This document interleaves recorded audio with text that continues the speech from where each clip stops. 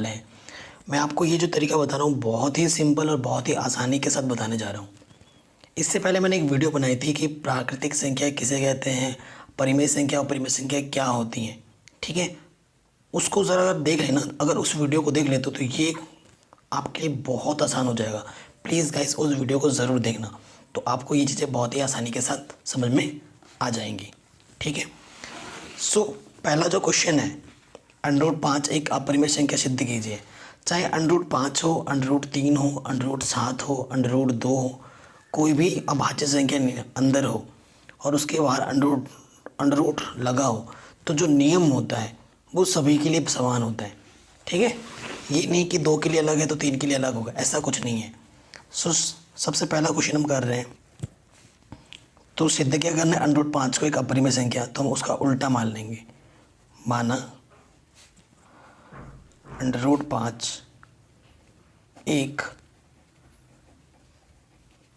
परिमेय संख्या है।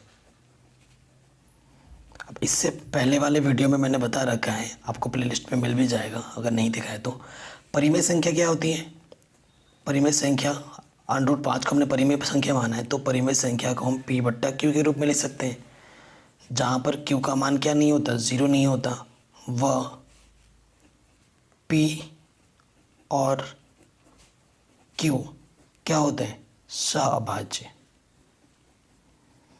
सहअभाज्य है। सहअभाज्य का मतलब क्या होता है, अतः अगर HCF निकालोगे आप P और Q का, तो वो कितना आएगा, 1।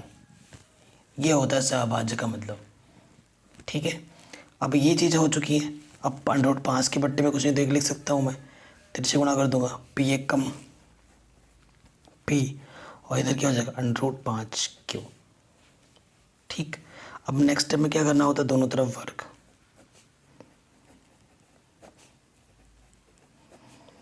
दोनों तरफ वर्ग करने पर, जब मैं दोनों तरफ वर्ग कर दूंगा तो P का वर्ग क्या हो जाएगा, P² √5Q का वर्ग, तो इधर हो गया P²।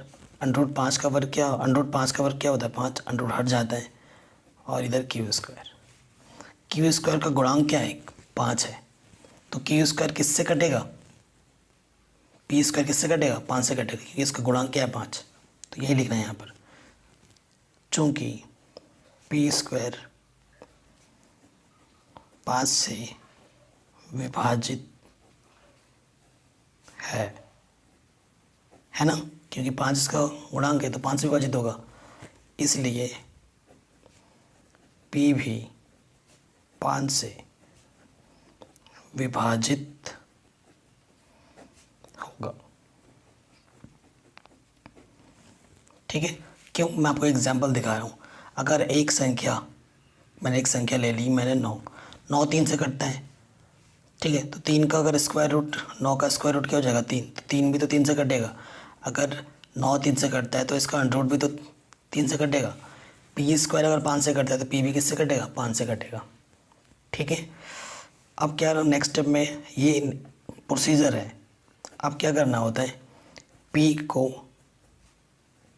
5 R मानना है आपको, जो भी नंबर यहाँ होता है वो आपको मानना होता है, ठीक है। P = 5R मान लेंगे। फिर क्या करना होता है, दोनों तरफ वर्ग,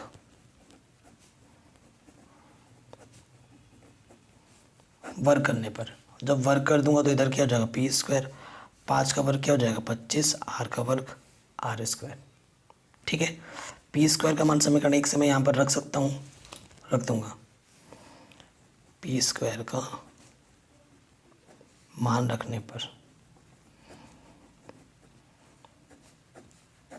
ठीक है, P² का मैं मान रखूँगा, तो यहाँ क्या रख दिया मैंने, 5Q², इधर क्या है 25 R², 5 इधर गुणे में इधर क्या हो जाएगा, बट्टे में 5 बचे 25, तो Q² क्या आ गया, 5R²। तो यहाँ क्या लिखो, चूँकि Q² किससे विभाजित है, 5 से, चूँकि Q²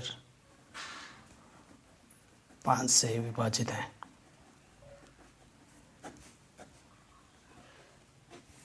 इसलिए Q भी 5 से विभाजित होगा। ठीक है, पहले भी मैंने बताया। तो देखो, अब जो हमारा परिमेय संख्या का जो कॉन्सेप्ट है, वो कॉन्सेप्ट क्या है? परिमेय संख्या क्या बोलती है कि परिमेय संख्या क्या बोलती है कि P और Q जो होंगे वो सभाज्य होंगे, यानी कि जो HCF होगा वो 1 होगा। देखो, अगर P भी 5 से कट रहा है और Q भी 5 से कट रहा है तो इसका HCF 5 हो जाएगा, एक नहीं। और जबकि अगर परिमित संख्या है तो उसका HCF कितना होना चाहिए था? 1 होना चाहिए था। और यहाँ आ कितना रहा है? 5 आ रहा है। तो वही आपको यहाँ पर लिखना है, चूँकि P व Q दोनों 5 से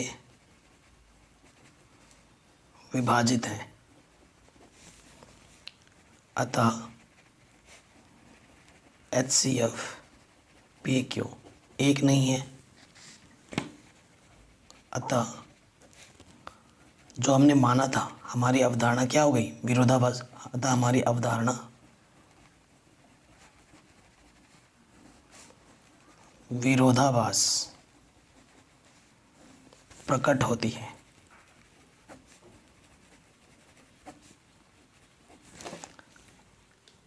अर्थात √5 एक अपरिमेय संख्या है। ये आपका आंसर हो जाएगा, ये आपने सिद्ध कर दिया। ठीक है, आपको ऐसे ही हर एक क्वेश्चन में करना होगा। जैसे √2 दे, 5 दे, 7 दे, 3 दे, कुछ भी दे, तरीका यही रहेगा बिल्कुल, बस नंबर बदलेंगे लेकिन ये लैंग्वेज यही रहेगा। ठीक है, तो ये क्वेश्चन भी हमने आराम से कर दिया है। अब हम आते हैं हमारे क्वेश्चन नंबर 2 में। ये भी बहुत इंपॉर्टेंट है। इन दोनों में से एक क्वेश्चन एग्जाम में पक्का आता है, फुल गारंटी है इसकी। मैं कभी कभी दोनों भी आ जाते हैं। मोस्ट इंपॉर्टेंट है, मोस्ट इंपॉर्टेंट।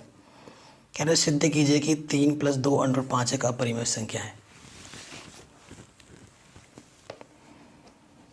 तो क्या करेंगे? माना 3 + 2 √5, उल्टा मान लेते हैं, एक परिमेय संख्या है। ठीक है, हमने क्या मान लिया कि ये एक परिमेय संख्या है। अर्थात अगर परिमेय है तो उसको हम क्या लिख सकते हैं? P/Q के रूप में लिख सकते हैं, जहाँ Q का मान क्या नहीं है? 0। व जो HCF होगा P और Q का वो क्या होगा? 1 होगा। ठीक है, ये मेंशन करना बहुत ज़रूरी है। अब इस क्वेश्चन में पता है टाइप क्या होता है कि जो अंडरवुड को होता है वो उसको एक तरफ रखना है, बाकी दुनियादारी को एक तरफ। तो ये 3 देखो क्या है? 3 एक परिमेय संख्या होती है, क्योंकि 3/1 लिख सकते हो। प्लस का 3 उधर क्या होगा? माइनस का 3। देखो, ये एक परिमेय संख्या मानी है हमने, और ये भी परिमेय संख्या। परिमेय संख्या में से परिमेय संख्या घटाओ तो परिमेय संख्या आता है। परिमेय संख्या में परिमेय संख्या जोड़ोगे तो परिमेय संख्या। परिमेय संख्या में परिमेय संख्या से गुणा करोगे तो भी परिमेय संख्या। परिमेय संख्या में परिमेय संख्या से भाग दोगे तो भी परिमेय संख्या। ठीक है, 2 क्या है? परिमेय संख्या। यहाँ गुणे में जाके क्या हो जाएगा? बट्टे में।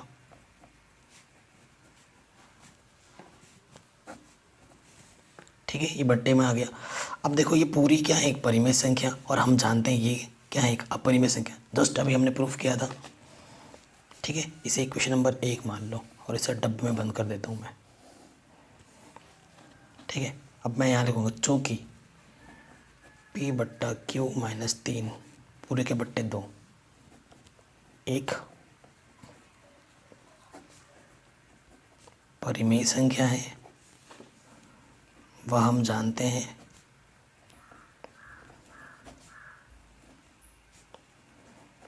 कि √5 एक अपरिमेय संख्या है। अर्थात देखो, अपरिमेय संख्या परिमेय संख्या कभी आपस में बराबर हो सकती है? बिल्कुल नहीं। अर्थात √5 बराबर नहीं होगा किसके? अर्थात जो हमने माना था स्टार्टिंग पे वो क्या हो रहा है? विरोधाभास प्रकट हो रहा है। अतः हमारी अवधारणा